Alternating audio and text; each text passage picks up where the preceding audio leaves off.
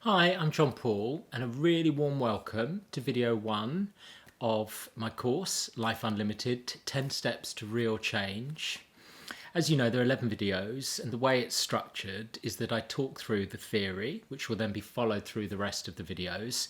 Then I talk a bit about change, just picking up on all the things about change that I've learned through my own experience and also working with clients that I think will be helpful for you, because that's what we're all looking at. You know, it's called 10 Steps to Real Change, and there are a number of things which are really helpful to bear in mind when we're making any kind of changes in life in this way. And then I go ahead to take you through the steps, 10 different steps, which is the majority of the videos. So please do watch them sort of one after another. And then, of course, revisit any that you want to. There are certain things as far as beliefs list, values list, inventories and that kind of thing that I do describe, which you can do as exercises in some of the videos, and links to them will be beneath the relevant video. So I'm just going to go ahead and start and talk about the theory. The basic theory that this is all built on is that we're all made up of three parts. I know, as unique as we all are, very important to bear that in mind, there are similarities between all people. And as I say, the basis of this is that we all have a threat part, a reward part, and a connection part. I'm going to go through each of those in turn now and just look at what it means in terms of thoughts, feelings, body, and behaviour for each of them. So starting with the threat part, this is our survival system. So this is the part that's absolutely key to our survival. So it has a very important purpose, a vital purpose for us. Been very useful from an evolutionary point of view. It's the reason that we're still here. It's the bit that developed to identify the mammoth outside the cave door. Because of that, though, because it's about survival, it has to be problem focused and only be able to think about and identify problems. So bear in mind that it's 100% problem focused, whatever it's looking at, whether it's looking at your job, whether it's looking at your romantic relationship, and very importantly, if it's looking in at you. If it's looking in at your body, your personality, the things that you have in life, whatever that might be, its only capacity is to take apart, is to identify deficits and lack and flaws and problems. So when we're in it, we're always disconnected from whatever we're looking at. As I say, whether that's someone outside of us or whether that's ourselves, always disconnected. In terms of the body, it is located in the amygdala part of the brain. It's very important to be able to notice what the threat thoughts are like. They have certain characteristics, which we'll probably all recognise. They catastrophize. So anytime we're running through a worst case scenario, is fear from threat has been pushed into our imagination, or is drawing from memory or some story that we've heard, which again is a worst case scenario. It's always reaching forward to a problem, or thinking about a problem that's happened and making a problem of something that happened today or yesterday or in the past. It's never particularly in the present moment allowing us to connect with our environment or ourselves, always disconnecting us.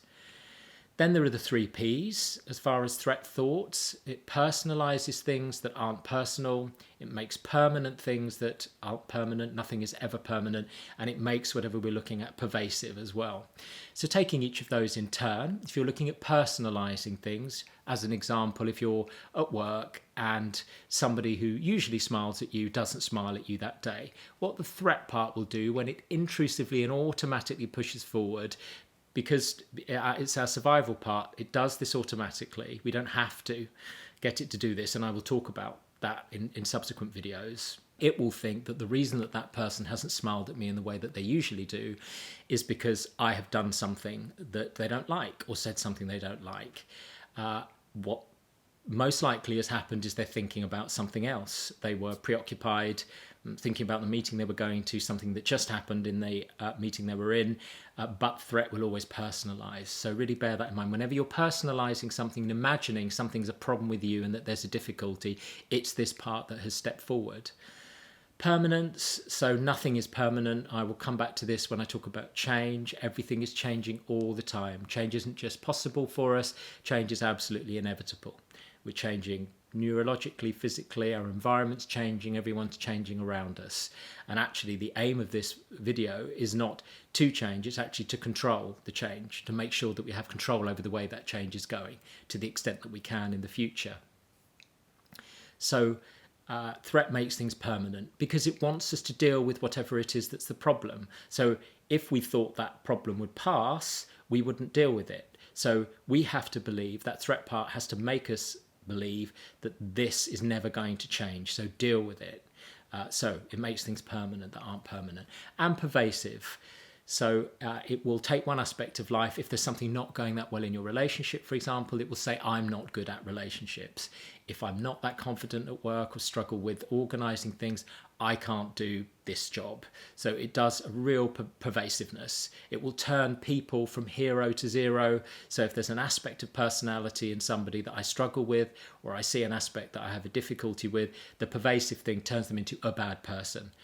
So it gives us a choice of absolutes, very much that place of pass, fail, good, bad, positive thoughts, negative thoughts, seeing things in a binary way. That's very much the place of that threat part. I mentioned positive thoughts and negative thoughts, positive feelings and negative feelings, because people talk about feelings and thoughts in that way a lot. And I think it's threat looking at them, because if we're looking at feelings, for example, and I will come on to this in a subsequent video, there isn't any feeling that's negative, so to speak. There are just feelings we want more of and feelings we want less of. But threat will make them good or bad, black or white, as I say, or all or nothing. And then if we are believing we're threatened in a scenario, of course that comes with it that we are the victim of whatever's happening, and there is a perpetrator. So with that person walking past me, and I'm worried that they're ignoring me or not looking at me in the way that they used to because of something I've said and done, I am somehow seeing myself as the victim being done to in that situation, and that they are perpetrating some wrong against me in that moment. Focus is on the wave and not the sea. Again, in order to get us to deal with whatever it is, that threat part focuses very precisely on whatever it is that I'm thinking about and preoccupies about it, whatever the potential catastrophe is.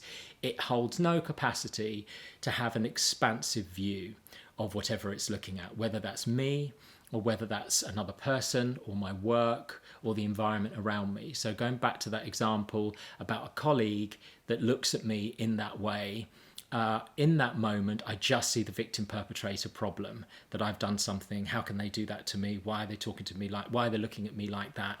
It doesn't have the capacity to hold an expansive view of that person, all the goodwill that we have, everything that's gone well in the past. That's not what threat does. It identifies the problem and wants you to deal with the problem in the ways which I'll come on to behaviourally.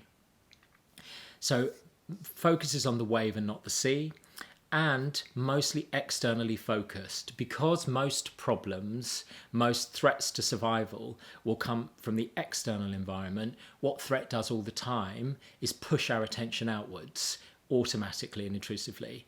And if we're looking out here all the time, if we're always preoccupied about what that person thinks or what that person's doing or what might be the problem in that meeting or what our partner's doing, where might be the problem there, I am not looking internally. That's a huge key to all of this and the subsequent course and these videos, is that if we spent a lot of time out there, hypervigilant to our environment, and even when we look in with threat, we're only seeing problems anyway, we really have never looked in or have not spent a lot of time looking in to look at what it is we actually need and want, and really who we are. If the only thing that we've done, or the main thing that we've done when we look in, is identify problems, we haven't grounded the good, we haven't grounded our worth and value, what we love about ourselves, what's neutral, as well as what can potentially change.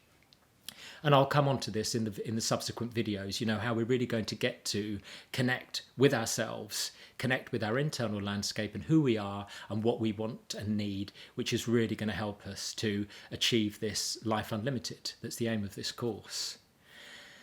So feelings, as you can imagine, I've already mentioned fear. If we feel threatened, we'll probably be angry. So anger, and everything on the anger scale sits in here. So irritation, annoyance, frustration, rage, all on the anger scale. You can imagine if we're looking internally with only a problem focus, because that part's dominating, we will feel shame, because if all we see is problems, if the only thing we can see is a problem, that is believing that we're defective on some level. As I say, Fear, the threat part, cannot ground, does not, it's not its territory to ground what we're good at. Our skills, our competencies, our talents, what is present and there about us that we wouldn't change. So it is the place of feeling ashamed of ourselves. Guilt is another one, because it will find the problem in whatever we've done. People where it's dominating feel guilty about whatever they do. Regret is another place, again, whatever they've done, they'll think of the problem with hindsight. So regret sits here. Hatred, disgust, those sorts of feelings that tell us to come away.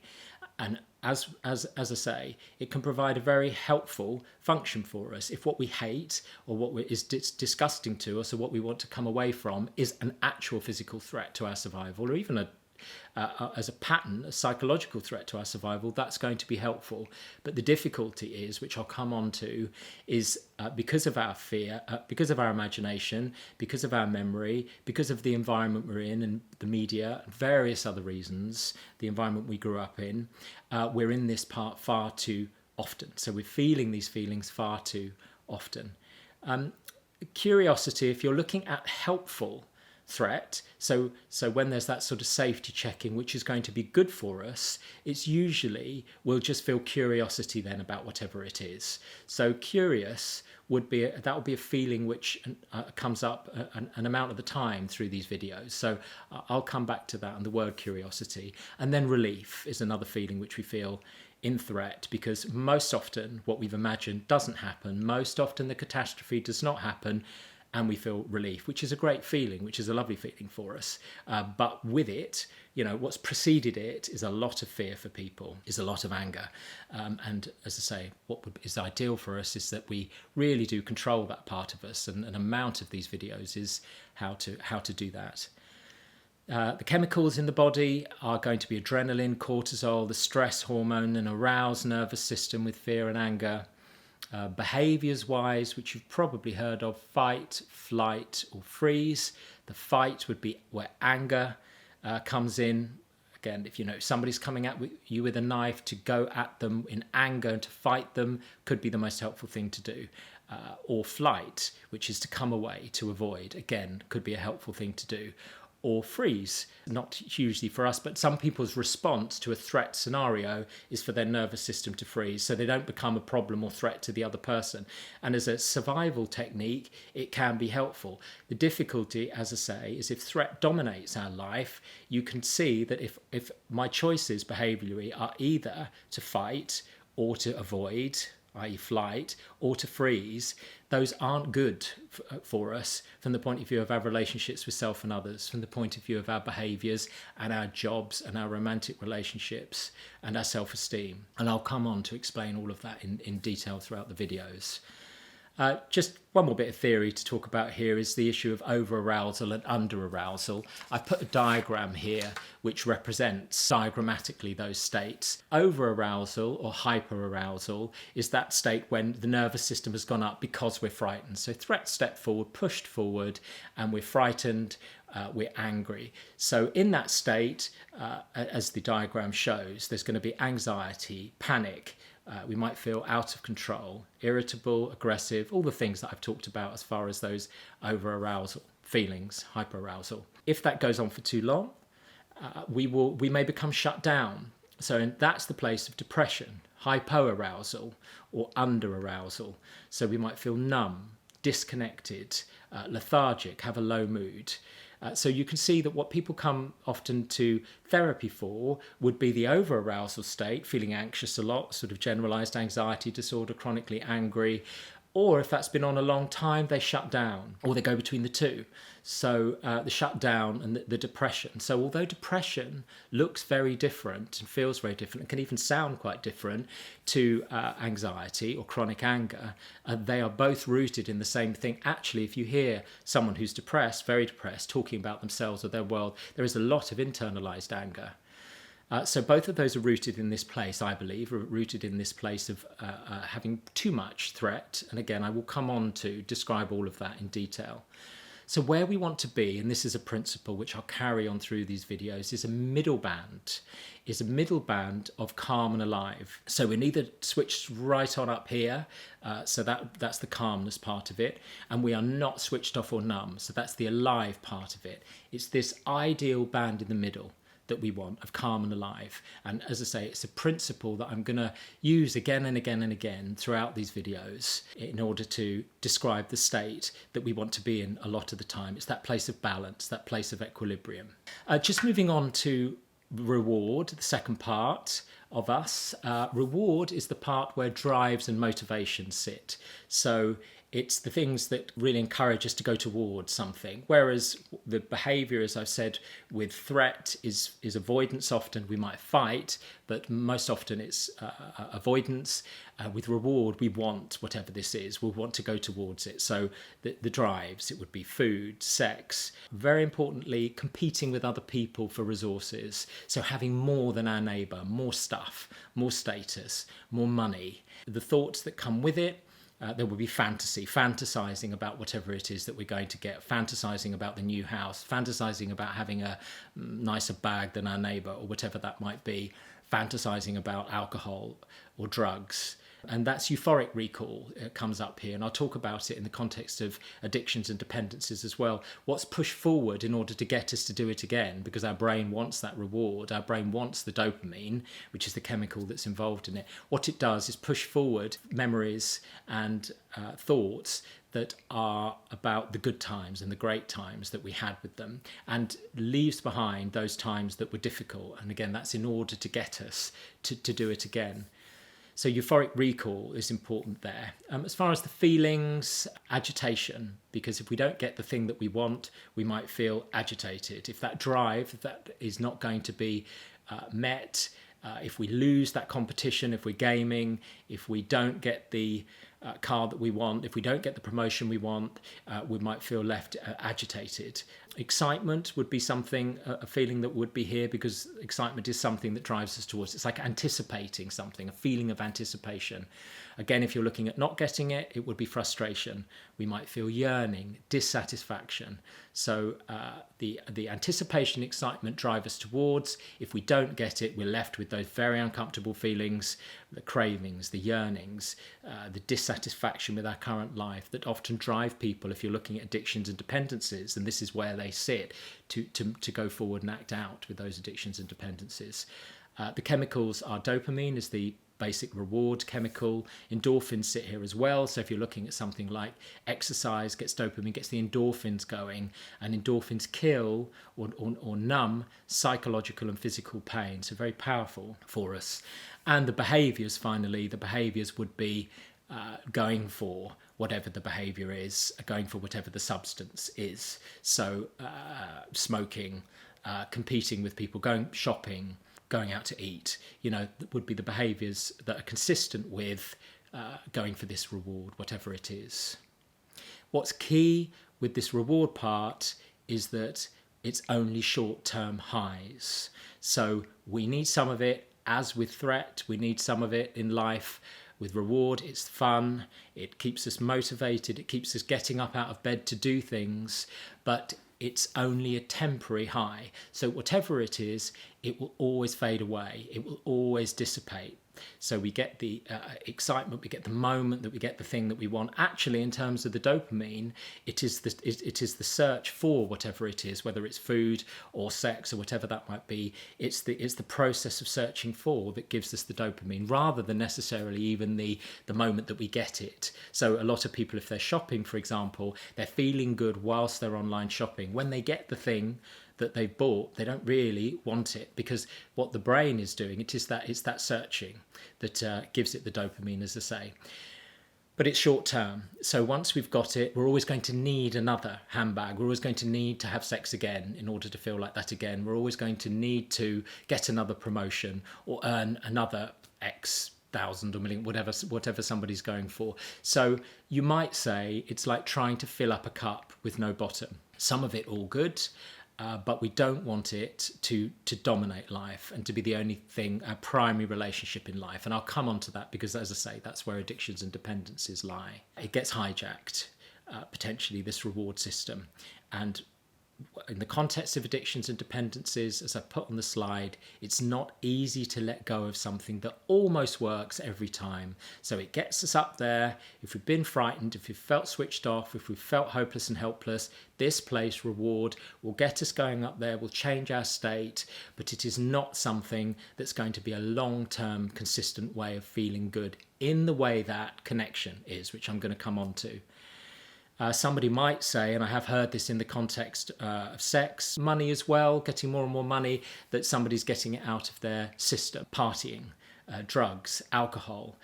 People do say, well, I want to do this now because at some point I want to adapt to life where I settle down, if that's what somebody wants, and I won't do those things anymore. Rather than getting something out of your system, if you're looking at reward though, what it does to keep doing it is get it into your system. And actually mean that you're programming in your brain to get its joy, to get its excitement from those things solely. That's the problem with addiction and dependencies, is that it can end up that that's the primary way in which you feel good in life. And of course, what comes with that is feeling terrible lots of the time, other times, and then you need the addiction even more to change that state. So not to over dramatize things here, but it is important to bear in mind that if we're talking about reward, doing it more often does not get it out of your system. Doing it more often wires it in more. And then I said, when I was talking about reward and describing the different types of rewarding behaviours and competing, that that's quite an important one here.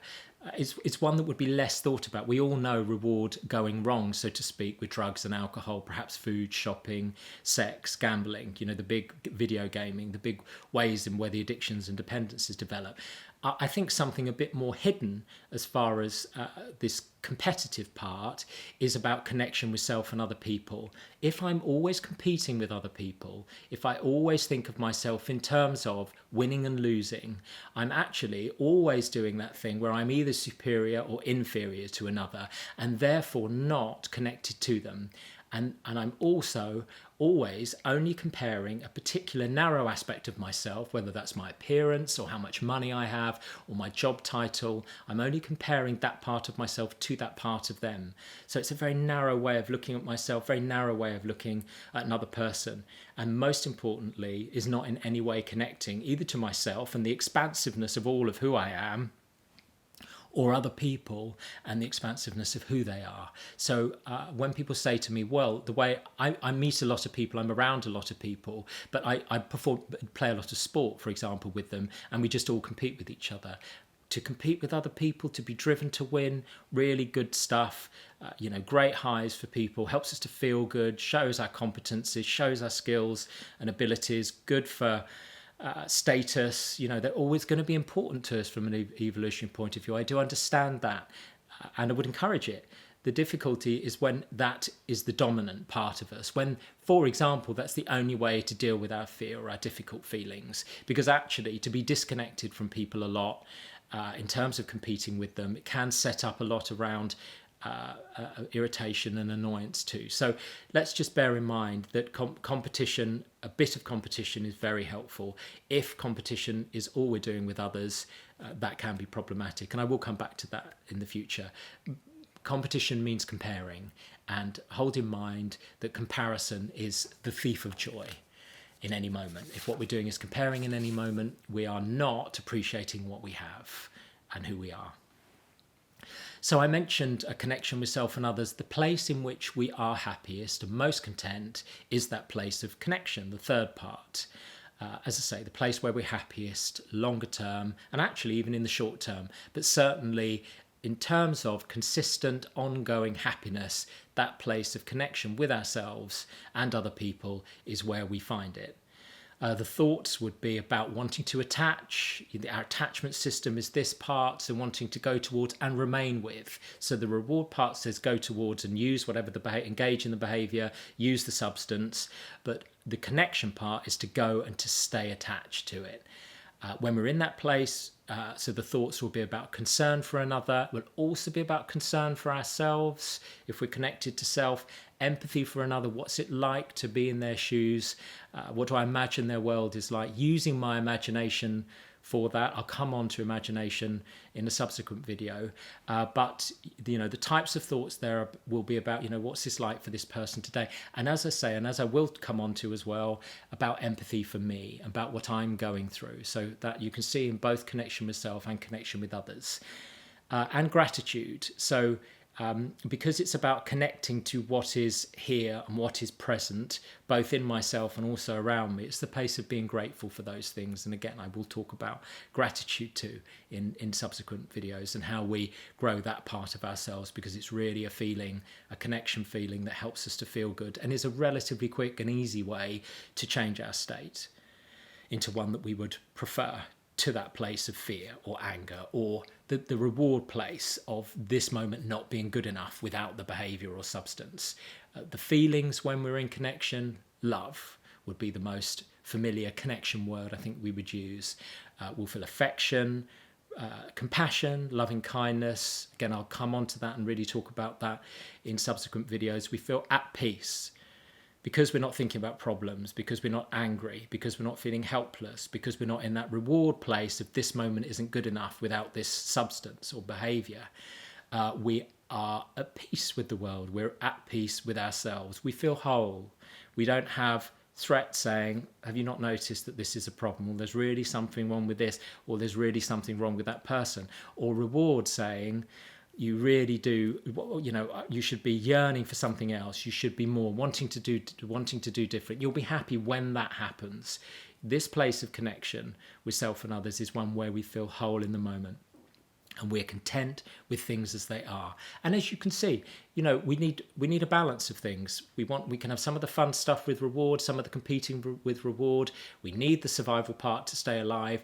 But what I'll come on to, and the way these videos will go, and what this will show, is that the place where we're happiest is connection. But what we need to try and do is grow that part of ourselves much more. Because any attachment, any connection, there's always the potential for it to come to an end. It's also the place of grief, a very painful experience for people. One of the most profoundly painful experiences that people can go through. So grief, heartbreak, if relationships come to an end, if that attachment comes to an end in a way that was outside of our control, or even in a way that was within our control. And sorrow. Sorrow is attached to that empathy. If I feel empathy for myself and someone else, and I go through something difficult, or they go through something difficult, I will feel sorrow as a result of that. So self-sorrow, sorrow for others, all sits in connection. The chemicals are oxytocin, the bonding hormone, the love hormone, wants us to be closer to people, to stay with people. Serotonin is also here, the feel-good chemical, the one that SSRIs, so antidepressants, anti-anxiety chemicals, anti-anxiety medication, a lot of them play around with serotonin, increase levels of serotonin in the brain. So love will do that too. And then the behaviours. So, of course, if I fall in love or love something, a pet, a person, a child, myself, let's deal with the exterior first. So a pet, a person, or something, I will go towards it and I want to remain with it. Love of self, connection with self, looks like self-care and taking care of myself and making sure that I'm behaving in a way that's consistent with my best interest, that takes into account my survival need, takes into account my reward need, takes into account my connection need, and make sure that those needs are taken care of, as I say. Forming teams, forming friendships, forming romantic relationships. All of these things are behaviours that we do when we're in connection.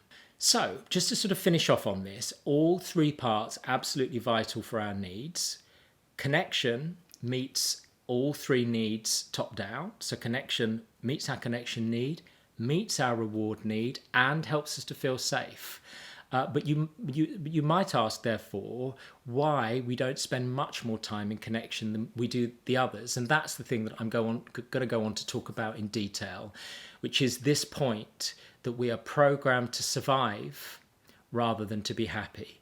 And as I've said, survival means spending most of our time, or more of our time than we even might need to, in the threat part of us, and therefore identifying problems and flaws and deficits and getting annoyed, and this stays on too long, so we feel hopeless and despairing. So all of that experience. Just a couple of final things to finish off here. Because we're programmed to survive rather than to be happy, we have a negativity bias. So we will notice problems. We will scan the environment, as I said about that hypervigilance, and only pull in the problems, only pull in the difficulties, and let anything that's neutral or even good pass by. You might momentarily feel better because of them, but our brain, that survival, is not going to grab hold of them and pull them in. Trauma, difficult experiences in early experience, childhood experience, or now, is pulled in and fast-tracked to unconscious memory and forms there our beliefs about ourselves and other people in a way that good experience and neutral experiences don't. So we select bad experiences, we select problems, pull them in, form a belief about ourselves and others based on them, a limiting belief about ourselves. And when we're looking at, I'll look at these limiting beliefs in the context of this Life Unlimited course in subsequent videos. But limiting beliefs about ourselves, the fact we can't trust other people or the world is dangerous, whatever that might be, through the negativity bias. And then we have a confirmation bias. So we then select information that fits with this negative. I'm not keen on the words positive and negative, but you know what I mean there, that fits with this problematic or distressing story. So that's how we're structured. Next video, I'm going to go on to explain in more detail why threat will dominate, why reward will dominate, and also the signs of them that you may be experiencing now in your life, if that's the case. And after that, of course, in subsequent videos, as I say, hopefully we find our way through. So I'll see you in the next video.